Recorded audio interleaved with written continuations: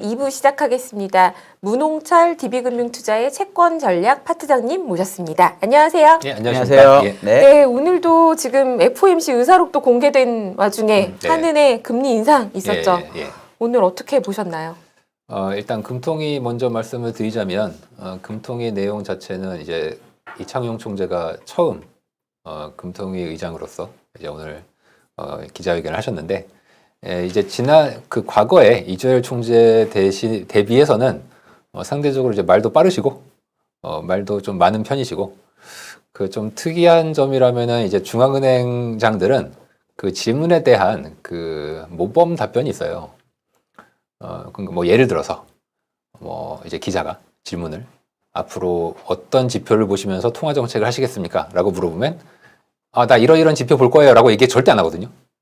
나는 앞으로 뭐 물가도 봐야 되지만 뭐 성장률이나 경제 전반적인 걸 두루두루 다 봐서 결정을 종합적으로 하겠다. 이런 드러나만한 얘기를 이제 많이 하시는데 약간 이창용 총재 같은 경우에는 그래도 자기가 생각하는 거를 좀 더 명확하게 얘기를 하시는 편이시더라고요. 저는 그걸 들으면서 이제 듣는 입장에서 되게 편한데 좀 그분 입장에서는 앞으로 약간 곤란한 상황을 겪을 가능성도 좀 있지 않을까 그런 생각합니다. 왜냐하면 그 미국 같은 경우에는 이제 FOMC 위원들이 서로 딱 나와서 막 중구난방 막 자기 얘기 막 하잖아요.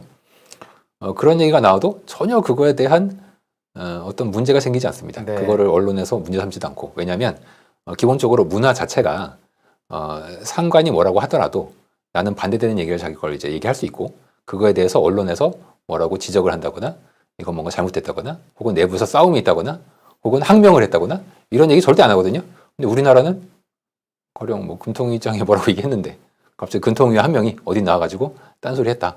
그러면은 뭐 금통위 내부 분열, 뭐 총재가 얘기하는데 뭐 항명하시는 분이 있다. 이런 얘기를 이제 많이 하시기 때문에 그런 면에서 이제 한국은 약간 토론 문화나 뭐 동양권이 좀 더 이제 그런 경향이 좀 있는데요. 토론 문화 쪽에 상당히 이제 약하죠. 그런 면에서 자기 의견을 일부러 좀 이제 숨기는 게 사실은 더 유리할 수도 있는데 그런 면에서 이번 그 이창용 총재님은 조금 적극적인 의견 표명을 하시는 게 시장에 있는 저 같은 사람 입장에서는 좋아요. 왜냐면 뭐 사고도 많이 터지고 뭐 금리 변동성도 생기고 이슈가 생기니까 그럼 좋은데 개인적인 면에서는 그 최근에도 사실은 그 빅스텝 발언을 이제 하셨다가 이제 언론에서 하도 뭐 난리를 치니까 오늘 이제 나와가지고 그거는 뭐 분명하게 원론적인 발언이었다. 이렇게 이제 해명을 이제 하셨거든요. 그러다 보니까 이제 그 장점도 있고 단점도 좀 뚜렷하게 다른 면이 좀 있는 것 같습니다. 네, 오늘 이제 2달 연속 인상이었는데 오늘 금통위 내용을 보신 분도 계시겠지만 못 보고 오늘 들어오신 시청자분들도 많으실 것 같아요. 분명하게 표현하신 그 한은 총재님의 말씀은 뭐였나요?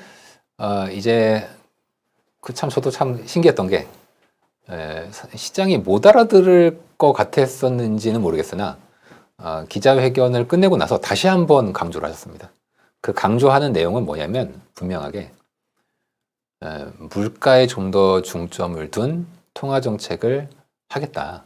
현재로서는 이것이 가장 중요한 목표이기 때문에 그 점에 대해서 다시 한번 강조하면서 끝에 말씀을 하셨거든요. 사실 처음에도 그런 얘기를 하셨는데 마지막에 다시 한번 강조하니까 야 이거는 진짜 좀 세게 받아들일 수밖에 정말 세게 말씀하시네요. 이게 굉장히 문학적인 그런 거를 갖고 계신 뭐 그런 걸 수도 있겠고 2번씩이나 강조했다는 건 상당히 의지가 강했다는 거고 혹은 금통위 내부에서 그만큼 강한 마켓 시그널을 줘야 된다. 그런 생각이 이제 있었을 수도 있었을 것 같고요. 그냥 한마디로 이제 요약을 드리면 물가에 대한 우려가 크고 이 물가에 대한 시장의 기대치를 낮추기 위해서 특히 이제 일반인들이 물가에 대해서 앞으로도 오르겠네? 라고 생각하면 자기 임금부터 올려달라고 하지 않습니까? 임금 올라가면 또 물가 또 오르겠죠? 이런 좀 부정적인 나선형의 아주 악순환이 나타날 수가 있는데 이거를 이제 조기에 끊으려면 중앙은행이 좀 강하게 얘기를 하고 금리를 좀 올려야 된다. 이런 생각을 이제 하셨던 게 가장 중요한 내용이고 그럼 당연히 나올 수밖에 없는 질문은 그럼 경제 망가지지 않냐? 이제 그거에 대해서는 굉장히 다양한 이제 논리를 들면서 경제에 대해서는 크게 걱정하지 않아도 될 것 같다. 현재 상황에서는 그렇게 이제 가름해서 말씀하셨기 때문에 전반적으로는 요게 핵심 내용이었고요. 다만 저는 이제 개인적으로 매크로를 보는 입장에서는 이 경제가 그렇게 이제 한국은행이나 금통위에서 생각하듯이 정말 금통위원들이 경제가 좋을 것 같아서 그렇게 얘기를 했을 수도 있고요.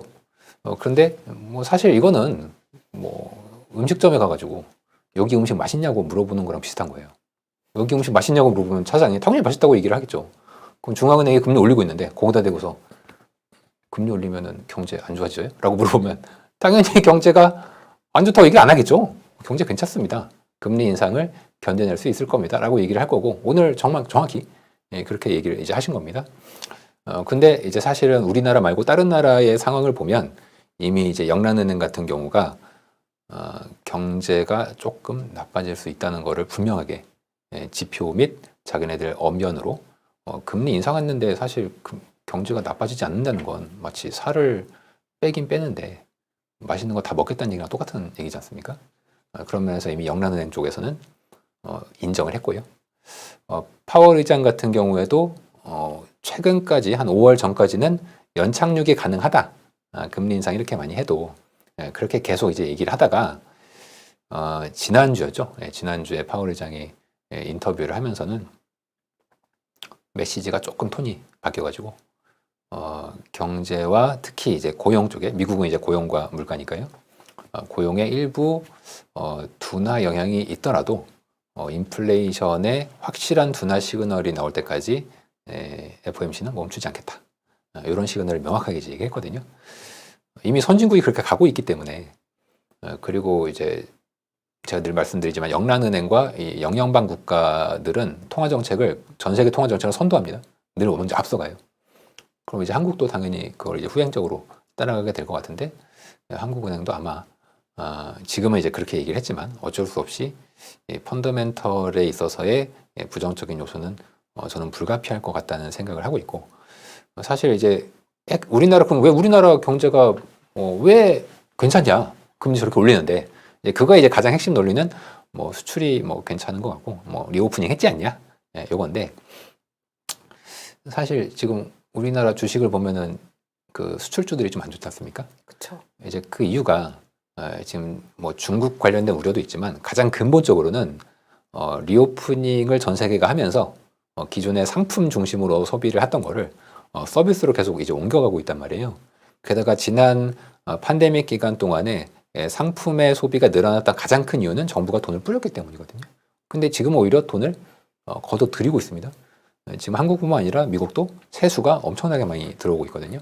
그 초과 세수라는 건 결국 시장에 돈을 뺏어갔다는 얘기예요. 정부가. 내 주머니에서 내가 써야 될 돈인데 그걸 정부가 뺏어갔어. 그 지가 쓰겠대요. 그럼 내가 쓰는 거하고 정부가 쓰는 거하고 뭐가 더 경제에 더 높은 성장을 가져올까요? 이거에 대해서 우리가 진지한 고민이 필요합니다. 이제 추경했으니까 경제 성장률을 높일 거야 라고 오늘도 한은에서 얘기를 했고 다들 그렇게 생각하고 계시는데 추경은 부양책 아니야? 다시 한번 말씀드립니다. 내 주머니에 있는 돈을 정부가 뺏어가서 자기가 쓴대요. 나는 안 써. 못 써요. 못 써. 뺏어갔으니까. 그럼 내가 원래 써야 됐을 때의 경제 성장과 정부가 가져가서 썼을 때의 경제 성장과 누가 더 높을 것인가? 요걸 보셔야 됩니다. 만약에 에이, 정부가 써봐야 내가 쓰는 게 훨씬 나는 돈 안 되는 거 아니면 절대 안 쓰지 않습니까?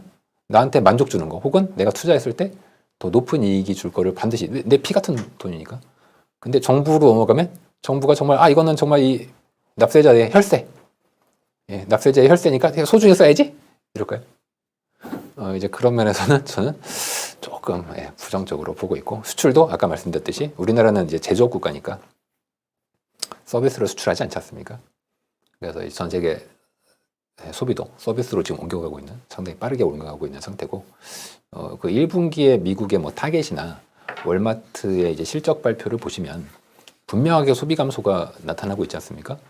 타겟의 실적이 나빴던 이유는 작년 말에 대규모로 재고를 쌓아놓고 팔릴 줄 알았는데 이게 안 팔리니까 그 재고를 싸게 떨이해서 팔다 보니 재고 처분 손실이 생긴 거란 말이에요.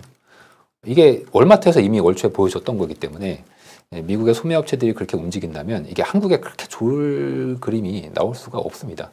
그럼 이제 한국에서 내수는 결국 수출이 잘 돼야 뭐 낙수 효과 싫어하시는 분도 계시지만 결국 수출이 잘 돼야 그게 내수로 옮겨가는 게 있고 만약에 수출이 안 된다면 기대할 수 있는 건 부동산밖에 없습니다. 부동산이 안 되면 우리나라 내수는. 물론 리오프닝 때문에 뭐 할 수 뭐 좀 좋아질 수도 있을 것 같아요. 뭐 리오프닝 하면 좀 더 놀러가면서 뭐 쓰긴 쓰겠죠. 근데 이게 과연 수출 감소와 부동산 시장도 전 좀 부정적으로 보는, 저는 이제 작년 말부터 부동산의 좀 장기 상승세가 끝나지 않았나라고 내심 생각하고 있었는데, 만약에 부동산 쪽도 안 좋다면 최근에 보니까 송파 쪽까지도 이게 매물들이 많이 늘어나 있더라고요. 원래 강남 3구는 얘가 그래도 다른 데는 다 조정받고 있었는데 강남 3구는 그래도 견조하다 이랬거든요. 특히 강남 3구는 이제 재건축 이슈들이 있어서 이제 가격이 꽤 유지가 됐었는데, 이게 송파까지 지금 몰려왔단 말이에요. 이 매물의 어떤 증가가. 그러면 이제 나머지 쪽도 서울 핵심 주부까지 이게 나타나는 거 아니냐. 그러면은 부동산도 그렇게 기대할 수는 없을 것 같고, 그런 면에서는 이제 금리 인상은 좀 내수에, 특히 지금 우리나라는 모든 경제 활동이 단기 금리에 연동이 돼 있거든요. 여러분들 대출도 다 뭐 코픽스 연동이거나 뭐 장기 고정금리 했다는 분도 다 5년짜리예요. 근데 5년은 사실 채권 시장에서는 단기 금리입니다.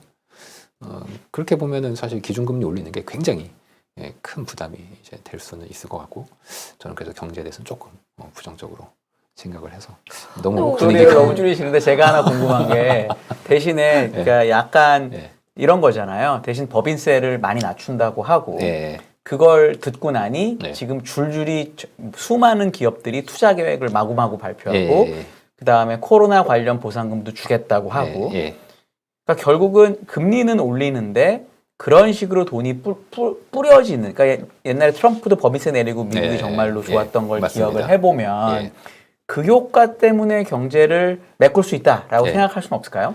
이제 그 효과를 분명히, 법인세를 낮추는 건 분명히 일종의 재정 지출과 비슷한 효과를 가지고 있긴 합니다.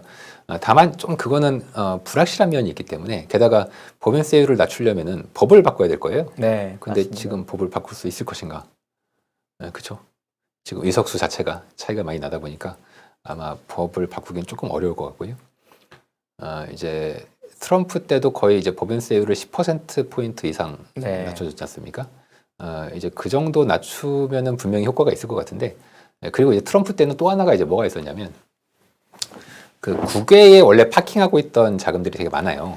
이제 미국의 애플이나 구글 같은 기업들은 본사는 사실 다 아일랜드나 유럽 쪽에 가 있거든요. 혹은 이제 그 캐리비안 군도에 있는 섬에 이제 있는 경우가 많은데, 세금 효과 때문에 거기에 돈을 파킹해두고 그걸로 이제 다시 투자하고 이런 식으로 이제 만들었는데, 그래서 실효 법인세율이 되게 낮았습니다. 실제로는. 그리고 이제 미국은 우리나라랑 좀 다르게 그 기업들이 투자를 하거나 하면은 세금에서 공제해주는 항목이 굉장히 커요. 그래서 옛날에 이제 미국의 법인세가 30%가 넘었거든요. 그 명목 법인세율은. 하지만 실효 법인세, 그러니까 법인들이 실제 번 돈과의 몇 프로를 돈을 내냐 세금으로, 그러면은 이게 10% 약간 넘었습니다. 근데 우리나라는 법인세율이 미국보다 명목 법인세율은 낮지만 실제 내는 법인세율은 거의 비슷해요. 그 얘기는 뭐냐면 기업에 대한 법인세 어떤 디덕션, 그러니까 세금에 대한 공제가 거의 없다는 얘기입니다. 우리나라는 해주는 것 조건도 되게 까다롭거든요. 그래서 그렇게 이제 그 법인세율이 낮아지기도 힘들지만 낮추는 것도 그렇게 저는 경제에 정말 도움이 될 것이냐, 그리고 실제 법인세 낮추기도 좀 어려울 것이다, 그런 생각이 좀 들고, 그 부양책 오늘 막 발표를 엄청나게 막 했지 않습니까? 그래서 이제 어떤 분이 한번 이제 쓴 거 보니까 와, 뭔가 희망의 가슴이 막 웅장해진다 이러면서, 이렇게 대기업들이 이런 식으로 엄청난 투자를 하다니. 근데 이거는 물론 좋은 뉴스인데 전 따져봐야 된다고 봐요. 왜 그러냐면, 이게 옛날에 그 문재인 대통령 맨 처음 당선됐을 때도 기업들이 막 몇 조, 삼성 앞으로 5년 동안 200조 투자 이렇게 떴어요, 뉴스가. 그게 이제 왜 그러냐면, 그 대기업 기획실에는 새 정권이 들어섰을 때를 대비해서 투자 계획에 대한 내부 양식이 있습니다. 그 양식의 숫자만 이렇게 좀 바꿔가지고 그때 그거를 이제 새 정부가 되면 선물을 한번 줘야 되기 때문에 그 선물을 한번 이렇게 쭉쭉, 이런 얘기하면 큰일 나는 거 아닌가요? 죄송합니다. 그냥 이제 제가 좀 톤다운해서 얘기하게 되겠습니다. 좀 제가 얘기하다 보니까 제가 조금 그 리스크를 지면서 얘기해야 될 것 같은데 실수할 뻔했네요. 편하게 하세요. 그래서 다들 그렇게 생각하실지도 몰라요. 이미. 사고 내면 안 되기 때문에. 그래서 이제 기업들은 그 원래 투자 계획이 있어요. 원래 투자 계획, 자기네 자체적으로 갖고 있던 거. 하지만 이걸 발표 안 하고 있다가 이제 새 정권 들어서고 하면 이제 선물 보따리 한번 줘야 되니까 그 자기네들 원래 했던 거 쓰고 그 기본적으로 이제 대형 설비 기업들이 많지 않습니까? 우리나라들은 제조업 기반이다 보니까 그러면은 그 감가상각분이 기본적으로 있잖아요. 그럼 그 감가상각분은 기본적으로 내가 투자하는 돈이 되는 거예요. 결과적으로는 왜냐면은 이제 설비가 노후화되면은 나중에 바꿔야 되니까. 근데 이거를 신규 투자라고 하기는 조금 이제 그런 거죠. 왜냐면 설비 노후화만큼의 투자기 때문에. 그래서 이런 것들 그러니까 내가 원래 투자할 거 그리고 설비 노후화만큼은 기본적으로 해야 될 거 그거 합치면은 그거랑 비교해 봐야 됩니다. 이번에 발표한 게 원래 하려고 했던 거랑 감가상각분의 것보다 훨씬 많다. 그러면 근데 그건 진짜죠. 그건 진짜인데 그게 아니라 원래 했던 거다. 그거랑 숫자가 똑같다. 이러면 이거는 뭐 원래 하나만 한 그냥 뭐 어떤 추가적인 투자는 아닌 거니까. 그래서 뭐 제가 그거에 대해서 뭐 어떻게 지금 여기서 그게 더 많다 적다 이렇게 말씀드리는 건 아니고요. 네. 실제 숫자를 대봐야 된다. 네. 그것만 가지고는 이제 이게 정말 기업들이 갑자기 생각이 바뀌어가지고 투자에 대한 어떤 애니멀 스피릿이 정말 이렇게 나왔다라고 얘기하기는 전 조금 보류할 필요가 좀 있지 않나 그렇게 봅니다. 그건 어떻게 보세요? 제가 요즘에 여의도에서 이제 가끔 고객분들을 만나 보면은 이렇게 장이 안 좋은데 운용사들이 사람을 자꾸 뽑고 그래서 자리가 부족하다는 말을 많이 들어요. 그래서 여의도에서 새로운 그 사무실을 구하려고 하는데 자리가 없다더라. 이런 얘기 정말 많이 듣고 파크원도 사실 많이 비어 있었다고 생각을 했는데 새로 지은 건물입니다. 근데도 500평 단위가 안 되면 안 받겠다. 당연히 IFC는 자리가 당연히 없고 이러고 있어요. 그럼 이거는 기업들이 미래를 못 알아보고 일단 무조건 돈을 쓰는 건지 아니면 기업인들은 그래도 돈벌이에 특화된 사람들이잖아요. 그럼에도 불구하고 미래가 좋을 것 같아서 돈을 쓰는 건지 이런 약간 실물적 약간 아주 그냥 근본적인 거는 어떻게 평가하세요? 이제 그 제가 이제 돈의 흐름을 보는 입장에서 사실은 그 작년 말 혹은 뭐 좀 늦게 본다면 올해 뭐 한 1, 2월 정도까지도 세상에서 제일 눈먼 돈 하면은 주로 이 스타트업에 들어가는 돈들이었습니다.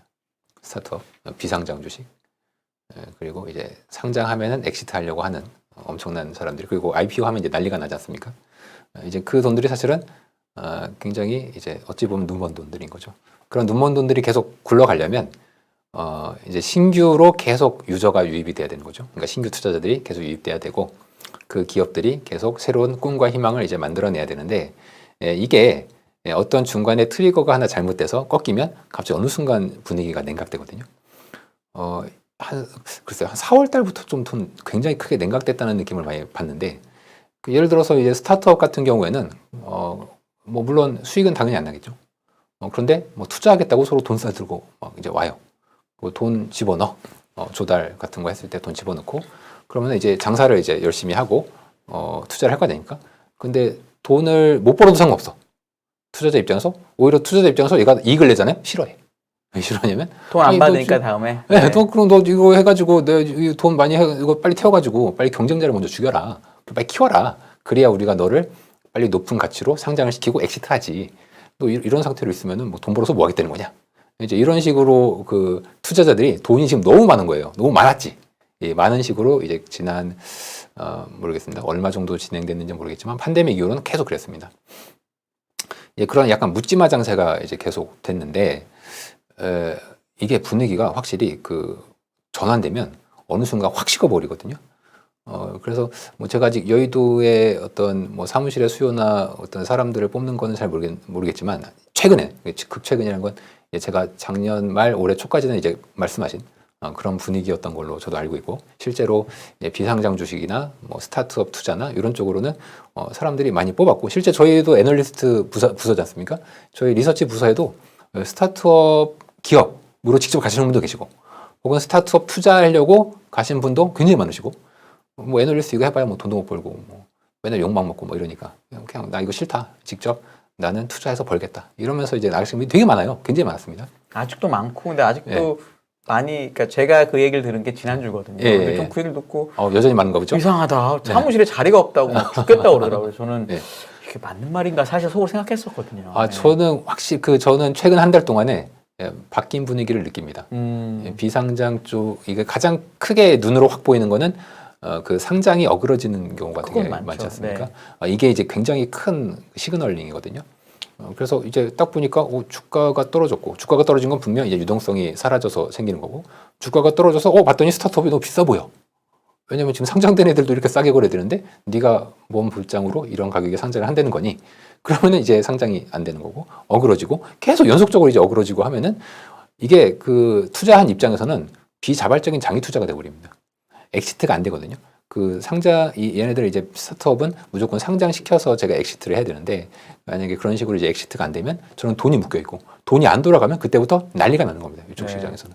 계속 넣고 빼고 투자하고 회수하고 이게 연속적으로 계속 이루어져야 스무스하게 이제 흘러가는 그 시장인데, 이게 만약에 거기서 이제 끊긴다면 가장 근본적인 어디선가 유동성이 지금 말라가고 있다는 어떤 징조가 이제 있는 거고, 저는 이제 그런 징조를 실제 채권 시장에 있다 보니까 이제 느끼거든요. 특히 이제 그 가장 유동성의 핵심부에 있는 건 이제 미국 연준이 푸는 돈일 거고, 그 돈이 이제 쪼그라들고, 뭐 한국은행도 줄인다 그러고, 그러면은 저는 이게 눈에 이제 확 보입니다. 이게 이거 지금 돈이 뭔가 흐름이 쪼그라들고 있다. 그러면은 가장자리에 있는 애부터 영향을 이제 받을 거예요. 그럼 그 가장자리에 있는 애들은 주로 이제 가장 리스크가 크고 레버리지가 많이 들어가 있는 쪽이 영향을 받거든요. 대표적으로 그런 게 뭐 스타트업이 될 거고, 뭐 최근에는 뭐 일부 가상화폐 쪽이 이제 될 거고, 뭐 주식 다 포함해서 같이 영향을 이제 받았던 게 아닌가 해서 생각을 해서, 이거 너무 이제 부정적인 얘기하니까 자꾸 나올 때마다 제가 좀 욕을 먹고 막 이래서 좀 아닙니다. 요즘에는 부정 얘기도 좋아하세요. 네. 부정 얘기 그래요? 좋아하십니다. 이분들이 이러시면 안 되는데 희망을 잃지 마시기 바랍니다. 좀 희망 섞인 말씀을 좀 드리려고 하는데. 근데 지금 말씀하신 게 지금 어쨌거나 저도 비슷하게 느끼고 있어요. 네. 그 스타트업들이 인력 시장은 오히려 조금 후행하는 경향이 있는 것 같고요. 돈의 흐름이 더 빠르기 때문에 요즘 보기에 비상장 주식들 거래되는 게 심상치 않은 것들이 꽤 있는 것 같거든요. 공모 철회도 일어나고 있고요. 그래서 이제 지금 유동성 축소의 영향이 일단 가장 약한 연결고리들을 건들고 있구나, 이걸 좀 느끼고 있는데요. 그렇죠. 근데 이렇게 생각할 수도 있을 것 같아요. 그래서 이게 이대로 금리 인상을 계속한다면 말씀하신 것처럼 가계는 부동산과 대출의 부담이 있고 기업들이 투자를 늘리기에도 어디에 뭘 늘릴지 만만치 않은 상황이라면 과연 한국은행은 오늘 총재님 말씀하신 것처럼 물가가 잡히는 시점이 뒤로 이연된다면 계속해서 금리를 높일 것인가, 얼마나 올릴 것인가, 이게 지금 제일 큰 관심사인 것 같거든요. 이제 확실히 그 중앙은행의 현재의 태도는 경기보다 물가입니다. 왜냐면 물가라는 걸 한번 고삐가 풀리면 요거는 호미로 막을 걸 가래로 막을 수밖에 없기 때문에, 호미로라도 막으려면 사전에 미리 눌러날 필요가 이제 있는 거죠. 그래서 물가에 신경을 써요. 자, 그러면은 이게 시차가 있어요. 어떤 시차냐면 물가를 누르기 위해서 금리를 올리고 유동성을 줄였더니 그러면 사람들의 수요가 줄겠죠. 뭐 대출도 좀 덜 받을 거고, 안 받을 거고, 자산 시장도 조정을 받을 거고, 그러면 결국 어떤 부의 효과 등이 영향을 미치면서 사람들의 수요가 줄어들 겁니다. 이게 막바로 오는 게 아니라, 막바로 오면 참 좋을 텐데 시차가 있습니다. 그래서 그 시차가 뭐 6개월에서 1년이라고 중앙은행장들은 이제 얘기를 하는데, 지금 미국은 금리 올린 지 이제 몇 개월 안 됐죠. 3월 달부터 올렸네요. 그때부터 이제 초반 올린 지 얼마 안 되니까 계속 이제 올려 나가는 거고, 한국은 그래도 작년 중반부터 계속 올리기 시작했으니까 그래도 꽤 이제 되면서 영향을 이제 받고 있는데, 안타깝게도 우리나라의 통화 정책이 독립적으로 막 할 수 있으면 좋겠지만 선진국 하는 대로 보통 따라갈 수밖에 없는 흐름을 우리가 따라가게 됩니다. 그래서 이제 말씀하신 게 맞는데, 다만 시차가 있어요. 금리 올리고 나서 특히 미국 같은 경우에 수요가 둔화되는 모습이 보이고 완연하게 꺾여야, 물가도 그래야 이제 꺾일 거거든요. 그 시점까지 시차가 첫 번째 문제고, 두 번째 문제는 과연 금리를 올려서 유가를 잡을 수 있냐의 그 물가를 잡을 수 있냐? 유가. 미국에서. 유가. 그러니까 이제 금리를 올리면 분명히 사람들의 총수요는 줄어들어요. 대출도 덜 받을 거고 경제는 나빠질 겁니다. 그러면 원래는 물가도 떨어져야 되는데, 문제는 금리 올린다고 해서 사우디가 생산을 늘리는 건 아니지 않습니까? 우리가 금리를 올린다고 해서 러시아가 전쟁을 끝내고 갑자기 제재가 풀리면서 러시아의 석유가 막 풀리는 건 또 아니잖아요.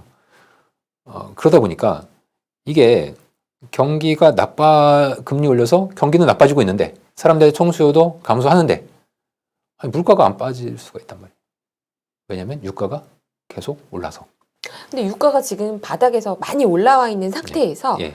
이 레벨에서 예. 더 많이 올라가지만 않고 네, 이 정도 네. 수준에 머무르기만 해도 네, 네. 물가에 미치는 영향은 이제 좀 둔화된다라는 게 지금 좀 긍정적인 시그널로 보시는 분들이 계시잖아요. 사실 유가가, 저도 그 유가가 엄청 오른 것 같은데 예. 사실은 작년 4분기 유가가 90불 정도 돼요. 맞아요. 그래서 별로 오른 것도 없어요. 냉정하게 말하면 전쟁 난 거 올랐다 치고는. 내려왔죠. 네. 그러니까 근데 그거는 중간에 한번 갔다가. 너무 잠깐이니까 그건 네. 빼더라도 제가 그런 건 어떻게 사실은 보세요? 그 네. 고객분들한테 제가 말씀드리는 여러 가지 요소들 중에 하나입니다. 원유가 현재 가격에서 횡보만 해도 물가의 모멘텀은 둔화되는 쪽으로 영향을 미친다. 따라서 물가는 앞으로 완화될 것이다.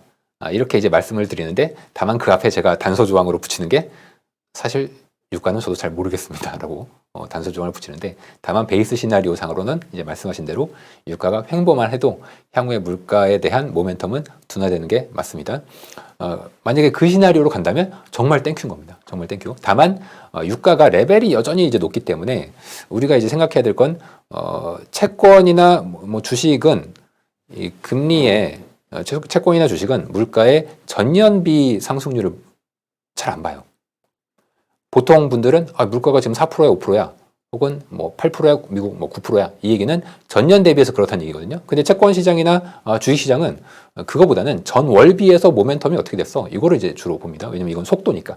속도가 둔화되더라도 가령 똑같은 8%여도 전월비에서의 모멘텀이 둔화되면 물가가 이제 꺾이고 있다.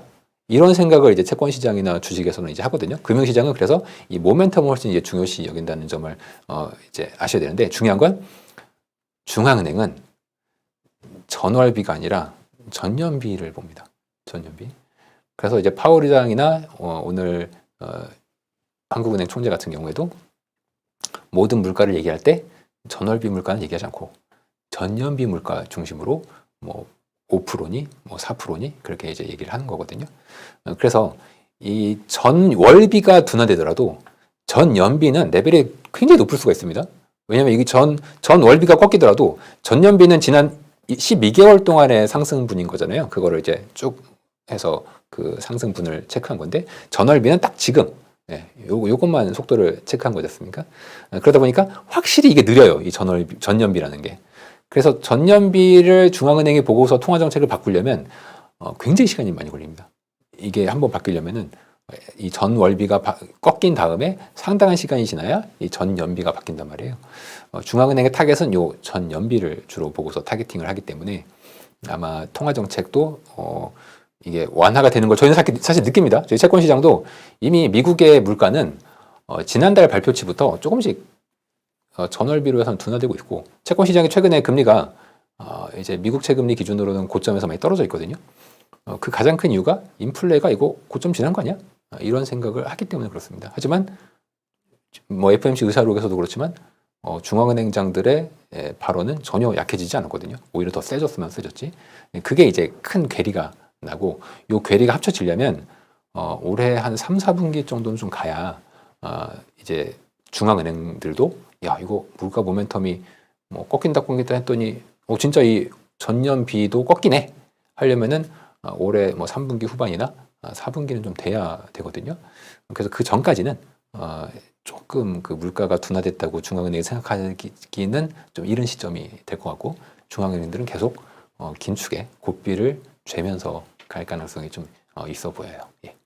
근데 3분기 후반이라고 해도 그렇게 많이 남지는 또 않았어요. 그러면 이게 생각해보면. 그렇게 하면 이제 희망적인 게 되는 거고요. 그쵸? 예, 그리고 이제 시즈널리티가 그 중간 선거에 있는 해의 시즈널리티는 지수가 저점을 치는 경우가 많습니다. 보통 일반적으로 대통령 당선 후 이제 2년 차인데 이때 저점을 치고 중간 선거 끝나면 많이 오르는 그 계절성이 있다는 뭐 연구 논문들이 꽤 있거든요. 그래서 한번 지금 당장은 조금 힘들 수도 있겠지만 좀 올해 하반기에는 기대를 해봐도 뭐 주식 쪽에서 기대를 해봐도 되지 않겠는가 하는 생각을 저는 좀 하고 또 이제 희망 섞인 말을 또 하나 드리자면 저는 채권 금리는 고점을 쳤다고 보고 있습니다. 다행이네요. 쳤다고 보고 있습니다. 이게 이제 주식 채권 금리가 쪽에서는 쳤다고 저는 다행인지 아직도 잘 아닌가? 모르겠어요. 그게 왜냐면 아닌가요? 채권 금리가 고점을 친 이유가 인플레가 정말 꺾여서 고점을 친 거면 정말 땡큐 그러니까. 좋은 건데 네. 침체 때문에 그래요. 그러니까. 침체. 경기 침체 우려가 더 맞아요. 커지고 있어서. 네, 그 우려가 그러니까 기존에는 인플레 때문에 주식도 안 좋고 채권도 안 좋았는데 그 다음에 이게 내러티브가 침체로 옮겨갔습니다. 이 내러티브가 옮겨간 시점이 정확히 5월 초였거든요. 그렇다면은 이 채권 시장은 괜찮아요, 좋아요. 왜냐면 침체니까. 인플레는 얘는 더 이상 올라가지만 않으면 돼. 레벨이 높아도 뭐 MOM 모멘텀만 두너지면은 채권 시장은 더 겁먹진 않아요. 근데 침체라는 내러티브가 새로 뿅 나왔어. 그럼 채권 시장은 프라이싱을 할 때 금리를 그러면 금리는 지금 레벨이 높으니까 지금 사야 되는 거 아니야? 이런 생각을 하거든요. 특히 장기 금리를 사시는 분들은 지금 가령 미국채 금리가 뭐 2.7%인데 2.8% 뭐 되게 높은 거예요, 사실은. 그럼 이거 10년짜리 사면 10년 동안 계속 2.7%를 먹어요. 근데 인플레이션이 뭐 앞으로 한 1, 2년 후에 뭐 2% 이하로 떨어져. 그러면 지금 산 10년짜리는 정말 꿀이 되는 거죠, 꿀. 거기서 떨어지는 꿀 계속 받아 먹으면 되는 겁니다, 10년 동안. 그러다 보니까 이 장기차를 거래하시는 분들은 인플레가 꺾이냐 안 꺾이냐에 굉장히 민감해요. 그리고 침체가 오면 바로 사야 되는 겁니다. 그래서 요즘은 이 장기금리 쪽은 저는 이제 고점을 봤다 이렇게 보고 있고, 다만 그 이유가 말씀하신 대로 이 침체 내러티브에 의해서 꺾이다 보니까 이제 주식시장에 정말 좋을지 안 좋을지는 좀 봐야 되겠으나, 좀 금리에 민감한 주식이 뭐 일부 뭐 있는 것 같아요. 뭐 기술주가 특히 그런 것 같은데, 기술주 입장에서 뭐 그렇게 뭐 기술주는 또 약간 침체에 좋지 않나요? 근데 이번에는 어떻게 움직였냐면 2018년 말에 금리 막 오를 때 예.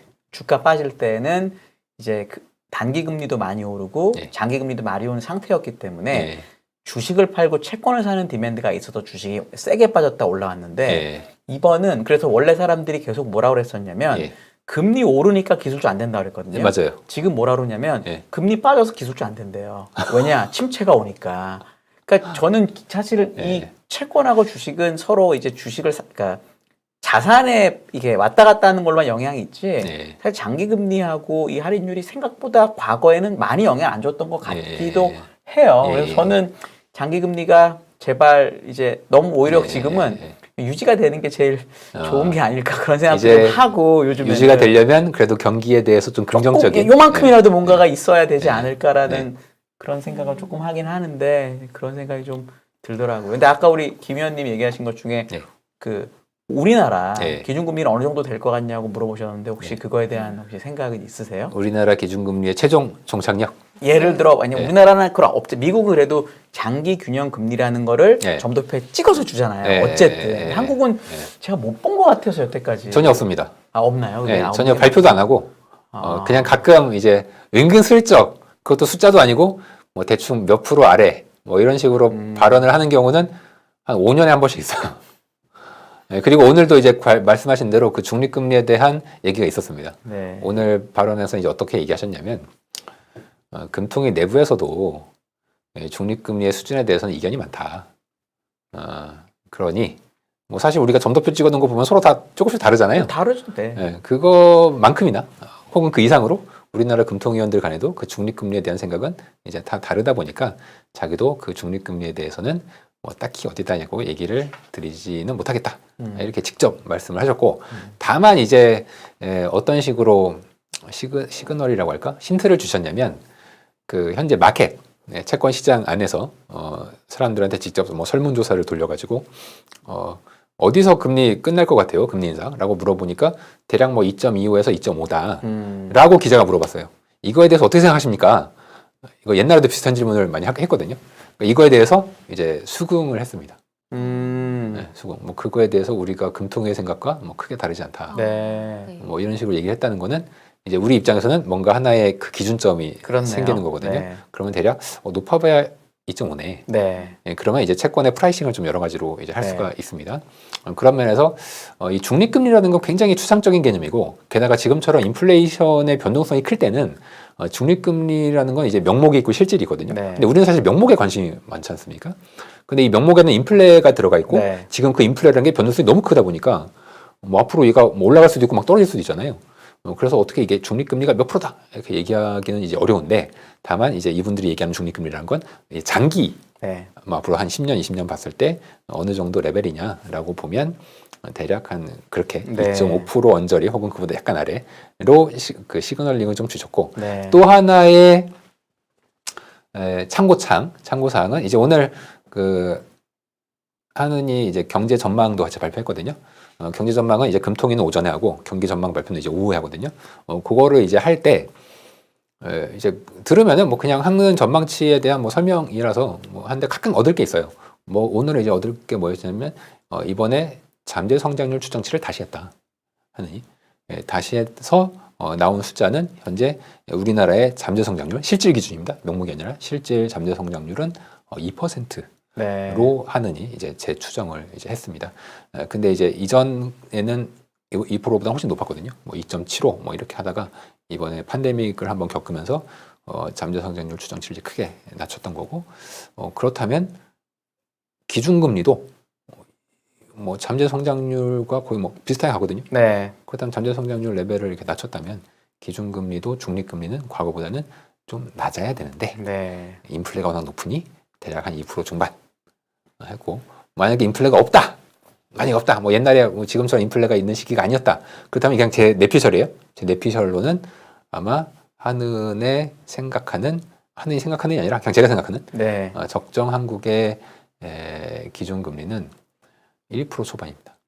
1% 초반. 네, 1% 네. 초반. 1% 초반. 금리 인하가 돼야 되는군요. 그러면 그렇다면 너무 현재는 높은 거죠. 네. 인플레 때문에 어쩔 수 없이 높이는 건 맞아요. 네. 근데 만약에 인플레가 안정이 된다는 가정을 해서 뭐 좀 마음에 안 드실 수도 있겠지만 만약에 안정되는 가정에서는 우리나라의 적정 기준금리는 1% 초반이 되는 거고요.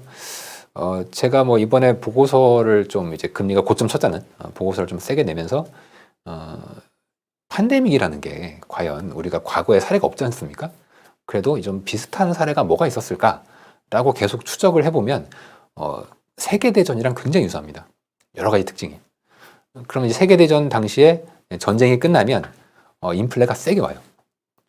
미국도 2차 세계대전 끝나고 상당히 큰 인플레가 왔습니다. 거의 전년 대비해서 20% 네. 가까이 되는 엄청 인플레가 이제 1946년 전후에 왔거든요. 그런데 얘가 대략 인플레 저점에서 올라갈 때까지 고점까지 한 1에서 1.5년 걸립니다. 네. 그러면 이제 현재 인플레가 작년 초부터 좀 세졌으니까 대략 한 1에서 1.5년 됐죠. 네. 그리고 이때 고점을 친 다음에 떨어져요. 떨어지는데 요때 특징이 뭐냐면 엄청나게 많이 떨어집니다. 네. 심지어 디플레가 옵니다. 그러니까 디플레라는 건 물가 성장세가 전년 대비 마이너스라는 얘기예요. 마이너스. 경기 침체라는 건가요, 그러면? 그렇죠. 침체보다 네. 더한 느낌인데요. 네. 그게 이제 1948년, 49년에 왔습니다. 그 얘기는 이번 팬데믹도 아마 그리고 이제 그때 왜 그렇게 됐냐라는 여러 가지 스토리를 저희가 이제 따져 보면은 팬데믹과 여러 가지 면에서 굉장히 똑같아요. 가장 유사한 점이 뭘까요? 가장 유사한 점은 물류 병목. 네. 그 전쟁이라는 건 우리가 탱크를 평소에 쓰진 않잖아요. 그런데 전쟁을 하면 탱크를 만들어야 되지 않습니까? 그래서 모든 물류망이 전부 군수물자 쪽으로 가요. 그리고 전쟁이 끝나면 이렇게 만들었던 물류망들이 전부 일반 상품 쪽으로 다시 변하게 돼 있습니다. 그리고 전쟁에 나갔던 사람들이 돌아오는데 기술이 진부화돼 있고 뭐 전쟁 트라우마도 있고 이러면서 노동자 복귀가 늦어지고 또 요분들이 신규 수요가 많이 생깁니다. 왜냐하면 전쟁에서 돌아오면은 보통 베이비 부머가 생긴다고 하지 않습니까? 애도 많이 낳고 결혼도 많이 하시고 팬데믹 이후에도 그럴려나 모르겠습니다만 신규 수요가 생기면서 인플레 압력이 엄청나게 강해집니다. 그랬던 것이 그 다음에 왜 갑자기 훅 꺼지냐? 일단 전쟁 기간 동안에 돈이 너무 많이 풀려요.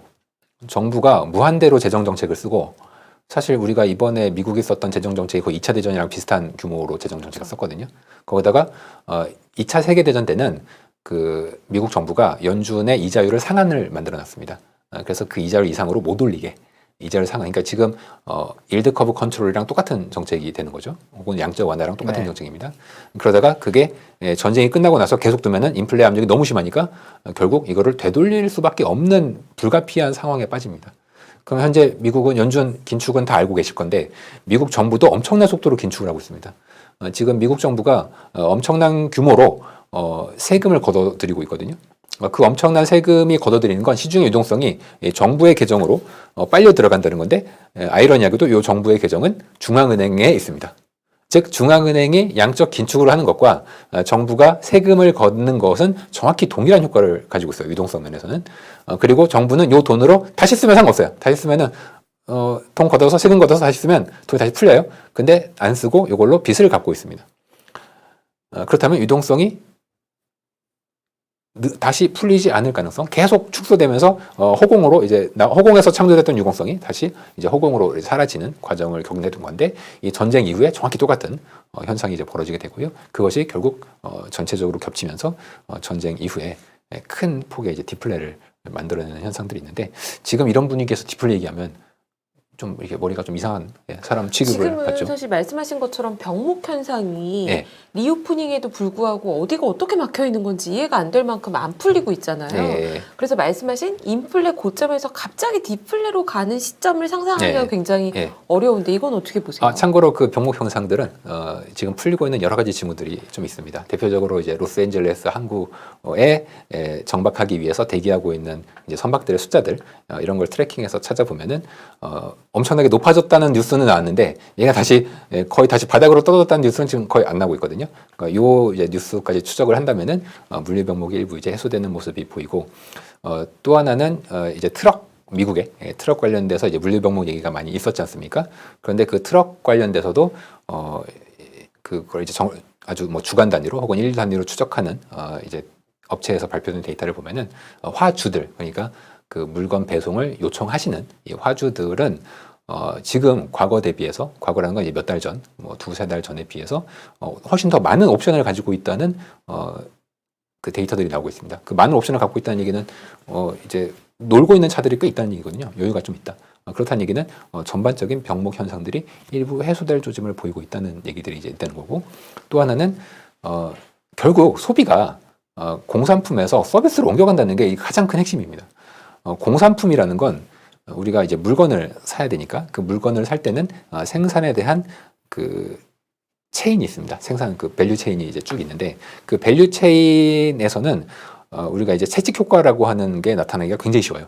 그러니까 이 채찍 효과라는 건 우리가 채찍 손잡이 조금만 흔들어도 채찍의 끝은 거의 음속으로 움직이지 않습니까? 마찬가지로 이 밸류 체인에서도 수요가 아주 조금만 변해도 이쪽에서는 엄청난 그 분리입 효과, 이 채찍 효과가 있기 때문에 뭐 병목 현상이 막 장난이 아니에요. 이쪽에서는 없다는, 이제 우리가 이거를 이제 다운스트림, 업스트림이라고 하는데, 이쪽에서는 굉장히 큰 병목 현상이 생깁니다.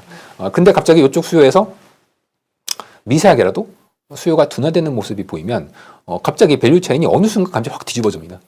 이게 그 경제학에서 얘기하는 어떤 불안과 호황이 나타나는 주요 원인 중에 이제 하나다, 이런 이제 의심들이 많이 있거든요. 그런 면에서는 이제 그 물류 병목망들은 오히려 향후에 상당히 완화되는 차원이 아니라 오히려 이제 디플레를 일으킬 가능성으로 이제 서서히 넘어갈 요소들이 저는 꽤 있다고 이제 보고 있습니다.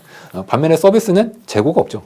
이런 불이익 효과가 일어날 건덕지가 없는 게 이 서비스의 이제 특징이기 때문에, 또 하나는 정부가 이제 돈을 풀면, 옛날에 공산품 막 사면서 이런 효과들이 있었는데 지금은 돈을 거둬들이고 있는 상태이기 때문에, 이런 상황에서는 어떤 신규 수요가 나타나기가 좀 어렵다라고 볼 수 있는 거죠. 디플레가 딱 눈앞에 보이면, 근데 옛날에는 잘 생각해 보시면 코로나 전에는 모든 국가들이 뭐라고 그랬었냐면 디플레가 문제라고 그랬어요. 심지어 유럽의 은행 총재, ECB 총재, 여자분 말고 드라기인가? 뭐 가장 뭐 암적인 존재라고 막 인터뷰를 하고 막 이랬었거든요. 그렇죠. 이제 기억이 나는데, 그 정도로 디플레가 안 좋다라는 거를 그 사람들이 알잖아요.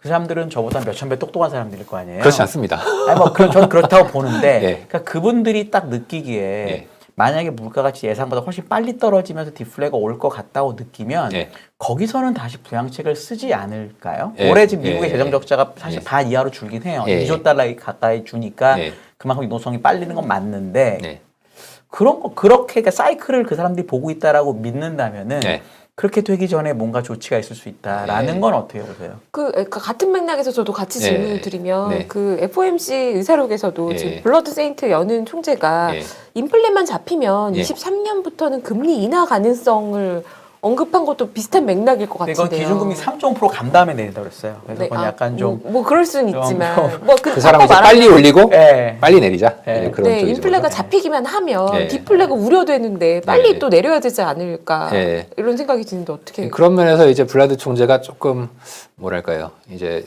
통찰이 좀 더 있다고 해야 되나? 약간 관심종자긴 한데 그분이. 통찰력 너무 아웃라이어 얘기만 하려고 그래요. 좀 약간 별로야.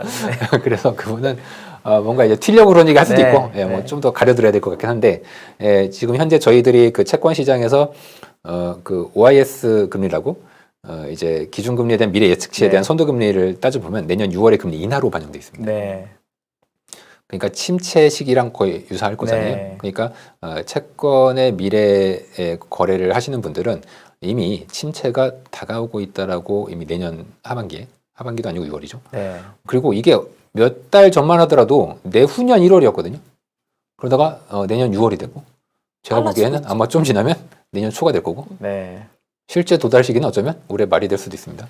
저는 그럴 가능성이 굉장히 높다고 보는데 이제 말씀하신 대로 그분들이 똑똑한데 그러면은 앞으로 물가가 이제 갑자기 확 안정이 돼요. 그러면은 이제 정책을 전환시켜야 될 거지 않습니까? 근데 이게 사람이 그런 게 있어요. 내가 똑똑한 거하고 내가 정말 똑똑한 행동을 하는 거하고는 전혀 다릅니다. 전혀 달라요. 이제 뭐 코인 하시는 분들이 뭐 손실도 많이 보고 그렇지 않습니까? 그분들이 멍청해서일 수도 있겠죠. 사후적으로 보면 멍청해 보이시겠지만 실제 똑똑한 분들도 굉장히 많습니다. 이제 왜 이제 중앙은행이 그런 실수를 많이 하게 되냐면 제가 중앙은행의 어떤 언사나 행동을 지금까지 계속 보면서 느낀 건 요분들도 사람이고 사람이 가장 이제 더 노골적으로 얘기하면 직장인이죠. 그때도 얘기하셨잖아요. 상사의 눈치를 본 직장인이요. 네, 상사 눈치 보는 직장인이에요. 그럼 그분들의 상사는 이제 의회, 대통령. 그럼 의회나 대통령은 누구의 눈치를 보냐면 국민들의 눈치를 보여야 되지 않습니까? 표를 얻어야 승리를 할 거니까. 그래서 대중을 따라갑니다. 이건 불가피해요. 이 사람이 아무리 똑똑해도 대중이 원하면 그렇게 해야 되고 대중이라는 존재는 이제 굉장히 정의하기 어렵지만 이 대중이 정말 똑똑하냐, 즉 대중의 지혜가 있냐, 아니면 대중이 어리석냐, 요거에 대해서는 저도 많은 고민을 해봤는데 대중은 똑똑할 때가 있고 어리석을 때가 있습니다. 언제 똑똑하냐면 대중들의 생각이 굉장히 다양할 때는 똑똑합니다. 그래서 그 중의가 한 곳에 모이면 굉장히 스마트한, 적어도 실패하지 않는 결정을 내리는데 문제는 이 사람들이 똑같은 생각을 할 때가 있어요. 이런 경우가 종종 있습니다. 종종 있는데 이렇게 다양성이 사라졌을 때 이때는 엄청나게 잘못된 결정을 합니다. 굉장히 잘못된 결정. 아마 앞으로 인플레이션의 레벨이 뭐 미국이 지금 뭐 9%, 뭐 8% 이렇게 나오는데 지금 뭐 바로 내가 휘발유 넣으라고 했더니 차에 휘발유를 넣을 수 없다. 빵값이 너무 비싸다. 밀값이 뭐 분유를 지금 못 구하겠다. 이러면 당연히 표심이 옮겨갈 수밖에 없습니다. 어떤 쪽이 되냐면 당연히 인플레를 빨리 잡으라는 쪽으로 갈 수밖에 없을 거고요. 그렇게 된다면 중앙은행 입장에서는 내가 볼 때 아무리 아니어도 중앙은행장이 볼 때 아무리 아니어도 어쩔 수 없이 금리를 초과해서 시장에 망가지더라도 올려야 될 수밖에 없는 어쩔 수 없는 시점이 옵니다. 이거를 이제 저희가 보다 명확하게 느꼈던 게 지난해 말에 있었죠. 어떤 일이 있었냐면 이번에 그 버냉키 의장이 그 파월 의장이 좀 실기했다. 이제 버냉키 전 의장이죠. 전 의장이 그 책을 이번에 내가지고 책 광고하면서 이제 언론 인터뷰를 많이 하시는데 나오면서 같긴 하지만 나오면서 뭐 이거 보통 이제 전임 의장이 현행 의장을 이렇게 까는 경우가 그렇게 뭐 흔한 케이스는 아니거든요. 흔한 케이스가 아니고 못 본 것 같은데요. 거의 없어요. 없는데 좀 이례적으로 좀 정책에 있어서 실기를 했다. 그리고 이제 지금 정확히 제가 생각이 안 나는데 원래 지금 연준에서 이제 FOMC 의원으로 있다가 지금 이제 끝나서 나오신 분들이 몇 분 계시잖아요. 요 분들이랑 이제 인터뷰를 해본 기사들이 나오는데 이거에 따르면 원래 작년에 파월이 이거 인플레가 좀 높아지니까 금리를 좀 빨리 올려야 되겠다라는 생각을 FOMC 내부나 파월이 했었는데 파월 입장에서 이거 나 임기도 이제 끝나가고 빨리 바이든이 나를 재신임해야 되는데 바로 옆에는 강력한 경쟁자인 브레이너드 이사가 이제 있었단 말이에요. 그리고 민주당 강성파들은 파월을 좀 탐탁치 않아 했습니다. 그래서 어떻게든지 파월을 좀 밀어내려고 그러다가 이제 인선이 엄청 길어졌습니다. 미국은 한번 지명을 한 다음에 인선하는데 이게 몇 개월은 아니라 뭐 반년 이상 걸리는 경우도 있어요. 그러다 보니까 이게 파월 의장이 지명도 받는데 한참 걸렸고 지명받고 인준도 한참 걸렸습니다. 그러다 보니까 파월 의장이 여기서 금리를 어떻게 올려? 이 상황에서 민주당의 표가 지금 달려있는 상태고 내가 연임을 하냐 마냐의 이 지금 그 위대한 기로에 있는데 이런 상황에서 금리 올리겠다고 얘기했다? 이거는 정치적으로 할 수 없는 선택인 겁니다. 네. 경제적인 선택만 할 수 있는 건 아니다. 인간이 하는 일이라서. 인간의 한계가 있고 네. 여러분이 그냥 직장생활 생각하시면은 네. 크게 다르지 않습니다. 세상에. 오늘 파트장님 자료도 가지고 오셨는데요. 네. 중요한 걸 혹시 네. 언급을 못하신 게 아닐까 뭐 그런 건 싶어서 없습니다. 예, 그런 건 차트를 좀 보여주실 거는 그럴까요? 있으시지 않으실까요? 네. 지금 보고 계신 게 물가 차트 보이시나요? 예, 네. 요거는 최근에 주요 국가들 소비자 물가 중에서 이제 핵심 코어만 뽑아서 이제 나타낸 건데 보시면은 미국만 최근에 좀 꺾이고 있죠. 미국이 다른 나라 대비해서 먼저 움직이고 정도도 좀 큽니다. 네. 왜냐하면 규제를 안 해서 그래요. 한국은 전기요금을 규제하다 보니까 또 휘발유 가격도 정부가 거의 세금으로 많이 규제를 하죠. 그러다 보니까 막바로 이게 물가에 잘 반영이 안 되는데 미국 같은 나라는 이게 막바로 반영이 되다 보니까 최근에 고점 논란이 좀 있고요. 근데 다른 유럽이나 이런 나라들은 많이 올라가고 있잖아요. 심지어 일본도 올라가고 있어요. 그 얘기는 앞으로 달러가 조금 고점을 치고 약해질 개연성이 있지 않냐. 왜냐면 지금 유럽은 금리를 더 올리겠다고 하고 있고 지금 일본도 금리 이렇게 물가가 오르고 있으니까 일본도 일본의 그 구로다 총재죠. 구로다 총재가 생각을 좀 바꿀 가능성도 있지 않을까 그 생각을 이제 하고 있고요. 요거는 여기서 지금 회색이 아까 제가 말씀드렸던 유동성의 최핵심 중앙은행의 연준의 부채 항목에 있는 지준입니다. 양적 완화를 하면 제가 늘어나요. 지준이. 그리고 걔랑 지금 거꾸로 가고 있는 게 그 재무부의 현금 잔고가 있지 않습니까? 얘가 이제 세금 거두면 늘어나거든요.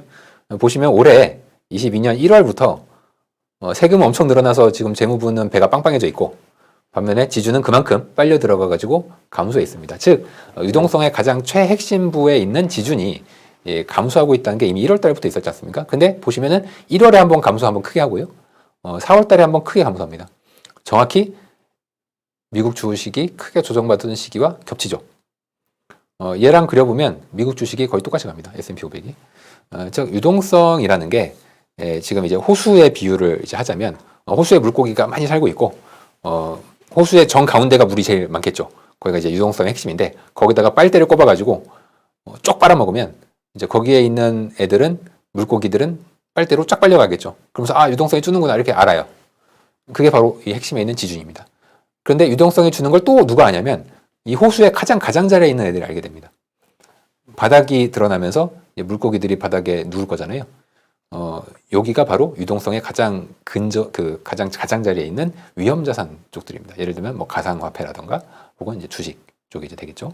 그래서 이쪽 시장들이 굉장히 최근에 조정을 이제 많이 받고 있어서 저는 이 지준을 가장 좀 주의 깊게 향후의 모습을 봐야 된다. 그럼 앞으로 어떻게 갈 거냐?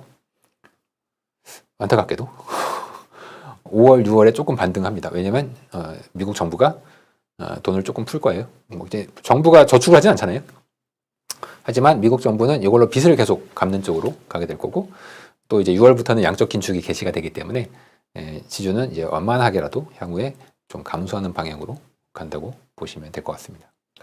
그 양적 긴축을 들어가도 네. 그 달러는 고점을 찍었다라고 보시나요? 지금 원달러 환율에 대한 전망은 어떻게 보시나요? 사실 오늘 얘기도 잠깐 나왔던 것 같은데 한미 기준금리 역전 가능성도 언급이 잠깐 됐었고 그럴 가능성이 없는 거는 아니라고 시장에서 보는 것 같은데요. 그래도 원달러 환율은 좀 고점을 찍은 걸까요? 아니면 이제 금리하고 환율과 이제 서로 연관성이 많이 있다고 생각을 하시고 교과서에 그렇게 나와 있기 때문에 근데 그건 이제 선진국 간에 그렇고요. 이제 신흥국들은 금리하고 환율 간의 관계성이 좀 떨어집니다. 특히 한국은 더 많이 떨어져요. 왜냐하면 이제 무역의 영향력이 워낙 크다 보니까 한국의 환율은 거의 무역량의 영향을 많이 받습니다. 즉 수출이 잘 되면 환율이 떨어지죠. 수출이 안 되면 환율이 오릅니다. 여기서 말하는 수출이란 건 성장률 개념입니다. 그러니까 수출 지금 좋지 않아? 그게 아니라 전년 대비해서 수출의 성장세가 얼마나 높으냐 이거예요. 근데 이제 전년 대비해서 수출 성장세는 이미 작년 중반부터 고점 치고 계속 떨어지고 있습니다. 그러다 보니까 그걸 반영해서 달러의 강세도 반영하면서 환율은 이제 올라왔던 거죠. 다만 이제 저희 모델상 보면은 좀 원달러가 과도하게 달러 강세 그 수출 감소를 좀 과도하게 반영을 했던 게 있어서 저는 지금 그리고 최근에 이제 유로 쪽에 좀 더 강한 긴축을 하겠다고 얘기를 하고 있지 않습니까? 원화가 유로를 많이 따라가요. 그렇게 본다면은 아마 원달러 환율은 지금 최근에 이제 올랐던 거는 약간 위안 약세의 영향을 많이 받았거든요. 근데 위안이랑 원이랑은 사정이 많이 다릅니다. 위안은 이미 작년부터 달러가 강했음에도 불구하고 위안은 더 강했습니다. 네, 더 강했어요. 3월까지. 네, 그러다가 4월 달에 이렇게 엄청난 괴리를 다시 한 반에 좁히면서 이제 위안이 약해졌던 거죠. 아마 앞으로 위안은 조금 더 약해질 가능성이 있어요. 속도는 천천히 간다고 하더라도. 반면에 이제 원화는 작년부터 이미 달러 대비해서 충실하게 약세를 반영해 왔지 않습니까? 그래서 저는 원과 위안은 뭐 지금은 잠깐 분위기상 원 약세 영향을 좀 줄 수는 있겠으나 그래 봐야 상승폭엔 좀 한계가 있다고 보고 있고 요거는 저는 펀더멘털리 하반기에는 다시 아래쪽으로 환율은 좀 아래쪽으로 꺾일 수 있다고 보고 있고요. 분명히 양적 긴축은 강달러 재료이기는 한데 우리가 또 프라이스를 볼 때는 선반영의 정도도 이제 봐야 되지 않습니까? 그러면서 사실 최근에 달러가 이제 너무 엄청나게 강했고 또 이제 환율이란 건 이제 환율이 이제 어려운 이유 중에 하나가 그 상대적인 거라는 그 환율이란 것 자체가 양국 통화의 비율이지 않습니까? 그러다 보니까 하나만 보면 안 되고 두 개를 좀 같이 봐야 돼요. 달러라는 거를 분석하기 위해선 달러도 봐야 되지만 미국 봐도 봐야 되지만 미국 외 지역도 같이 봐야 되거든요. 근데 미국 외 지역에서 달러의 자가 될 수 있는 요 유로가 최근에는 이제 강세 전환될 개연성이 이제 있기 때문에 그렇게 본다면 아마 강달러 흐름도 향후에는 좀 완화가 되면서 원달러 환율도 저희는 올해 계속 이제 연간 전망에서 상주하고로 말씀을 드리고 있는데 하반기에는 분명히 상승세가 꺾이면서 환율은 하향 안정될 가능성이 있어 보이고 또 제가 쓰는 모델 중에 하나가 이제 한국과 미국 간의 상대 성장률 격차 모델을 쓰거든요. 이건 되게 쉬운 모델이에요. 더 성장률이 높은 나라의 통화가 강해진다는 겁니다. 그러면은 최근에 달러가 왜 강했냐? 전 세계에서 가장 강력한 부양책을 썼기 때문에 달러가 당연히 강할 수밖에 없었겠죠. 근데 그 부양책이 지금 다 걷어들여지고 있지 않습니까? 그렇다면은 미국의 상대 성장 모멘텀이 둔화될 수밖에 없겠죠. 그렇다면 다른 나라는 가만히 있어도 미국이 지 혼자 가면서 달러가 세졌고 앞으로는 지 혼자 꺾이면서 달러가 약해질 가능성이 있기 때문에 저는 이제 그 연준의 긴축이 진행 중이라서 그 폭이 뭐 크다고 볼 수는 없겠지만 달러의 강세는 대략 고점을 지난 그 우크라이나 전쟁 때 약간 굉장히 강해지면서 고점을 친 것 같은데 그게 뭐 거의 고점이 아닐까 그렇게 좀 생각하고 있습니다. 네. 오늘 역시나 또 평소처럼 그 뷰를 잘 전해주셔서 감사드리고요. 중간에 너무... 잠깐 희망적인 메시지를 주실 때 시청자분께서 어떤 댓글이 달렸냐면요. 아니 그러지 마시라고 그냥 원래대로 그냥 시원하게 말씀해 주시라는 얘기가 계속 나오더라고요. 그렇군요. 네, 지금은 희망보다는 그냥 팩트를 좀 더 사람들이 알고 싶어하는 게 아닌가 이런 생각을 했고요. 이럴 때 더 귀한 분이 아니신가 이런 생각하면서 들었습니다. 이게 그 어떤 불행을 받아들이는 단계라는 게 또 있다고 하지 않습니까? 그 처음에는 부인하고 그 다음에 점점 이제 수능하는 단계로 가고 이제 포기하는 단계로 간다고 했는데 이 사람 약간 요즘 보면은 수능하고 포기하는 단계로 좀 가는 느낌을 제가 이제 받더라고요. 그렇다면은 상대적으로 마음의 충격은 좀 덜하는 쪽으로 가는 게 아닌가 하는 느낌이 들고 그러면은 이제 위험자산 쪽은 뭐 저점이 좀 가까워지지 않았나? 뭐 그런 생각이 얼핏 좀 들기도 하네요. 네, 그럼 마지막으로 공격적인 이런 금리 인상기 긴축 시기에 이게 완전히 끝난 건 아니고 뭐 지표상으로 너무 한 방향으로 달렸으니까 조금 숨고르게 한다 이렇게 저는 좀 받아들여졌는데요. 투자자분들에게 조언을 해주신다면 조언이요? 어떤 말씀을 해주실 수 있으실까요? 일단은 연준의 긴축이라는 건 유동성을 줄이는 거기 때문에 사실 유동성 줄이는데 그렇게 장사가 없는 것 같아요. 결국 이거를 버틸 수 있는 자산들은 별로 없는 것 같고 지금은 또 이제 침체 내러티브를 서서히 시장이 받아들이고 있는 상태이기 때문에 이게 예를 들면은 그런 것 같습니다. 그 단계로 볼 때 이제 어떤 단계로 진행이 되냐면 지금은 이제 인플레이션에 대한 우려가 처음에는 경기가 좋다. 경기가 좋으면 다 좋죠. 경기가 좋으니까 인플레가 오는 거야. 이건 나쁘지 않은 인플레겠죠. 근데 이제 인플레가 오면서 사람들의 실질 소득이 줄어들고 연준이 긴축을 하네? 그럼 서서히 이제 안 좋은 쪽으로 가고, 그 다음, 여기까지는 채권도 같이 안 좋아요. 같이 안 좋고. 그 다음에는 어떤 시기가 오냐면, 이제 침체 내러티브가 생기기 시작합니다. 지금이 요 단계인 것 같아요. 요 침체 내러티브 단계. 그럼 요 때는 이제 채권이 반등합니다. 반등한다면 금리가 떨어진다는 얘기가 될 거고요. 그 다음에 이제 실제 위기가 크게 그리고 침체가 실제로 올 가능성이 있고요. 그렇게 되면 중앙은행이 완화를 하면서 갑자기 모든 위험 자산이 강세로 전환되는 저점을 치는 거죠. 그런 이제 이런 그 사이클과 스테이지를 따라가게 되는데, 지금 적어도 한 절반 이상은 왔다고 하면 아직도 갈 길이 먼가요? 그 절반 이상은 좀 왔다. 네. 예, 앞으로 한 2분기 가고 있으니까 3분기까지만 조금 참아보면은 그 아까 말씀드렸던 시즈널리티, 계절성이 아마 중간 선거 계절성이 이번에도 저는 맞지 않을까. 예, 이 중간 선거 있는 해에 저점을 만든다는 그 계절성이 이번에도 좀 맞지 않겠는가 하는 생각을 저는 좀 이제 해봅니다. 예. 네. 오히려 현재 벌어진 상황을 냉정하게 보면 또 침체에 대해서 한 방향으로 지금 바라보기 시작한 때 지금부터 완전히 저점인지는 알 수 없지만 네. 기회가 다가오고 있다라는 그런 메시지도 주신 것 같아요. 네, 뭐 밸류에이션도 매력적이라고 하고, 네. 저도 사실 이제 채권 쪽, 저도 이제 개인적으로는 뭐 여러 가지 자산을 투자를 하지만 지금 다 깨져 있거든요. 네, 그럼 다 깨져 있으면 굉장히 이제 슬프지 않습니까? 하지만 이제 자산의 성격 자체가 나쁘지 않다면 싸졌을 때 더 담는 그 행동도 전 실제로 그렇게 이제 하고 있습니다. 울면서 계속 하고 있거든요. 눈물밖에 안 나오는데. 파트장님도 울면서 하신단 네, 말이에요. 저도 이제 사람입니다. 저도 네. 사람이어서 울면서. 그리고 이제 또 하나의 그 희망을 아까 말씀드렸지 않습니까? 좀 긴 시계로 본다면은 결국 금리와 정부 중앙은행의 부양책이 나올 수밖에 없고 금리도 안정될 수밖에 없다는 것을, 그렇다면 다시 한번 또 좋은 시기가 이제 올 거기 때문에 이제 짧게, 그러니까 그 누가 그랬잖아요. 옛날에 이제 희극 작가가 인생은 가까이서 보면은 비극이지만 좀 멀리서 보면은 이제 희극일 수 있다. 그러니까 너무 그 세세한 감정에 신경 쓰기보다는 좀 더 크게 이제 보자. 그런 느낌으로 저희가 말씀을 드리겠습니다. 네, 오늘 바쁘신 일정에 저녁 시간에 나와주셔서 이렇게 좋은 말씀 해주셔서 감사드리고요. 감사합니다. 또 종종 계속 만나뵐 수 있으면 좋을 것 같습니다. 알겠습니다. 다음 금토일 날 뵙는 건가요? 그렇게 될 것 같습니다. 네. 네, 저는 너무 좋네요. 네. 문홍철 DB금융투자의 채권 전략 파트장님이셨고요. 오늘 저희는 이만 2부 마치도록 하겠습니다. 감사합니다. 감사합니다. 감사합니다. 네. 네, 오늘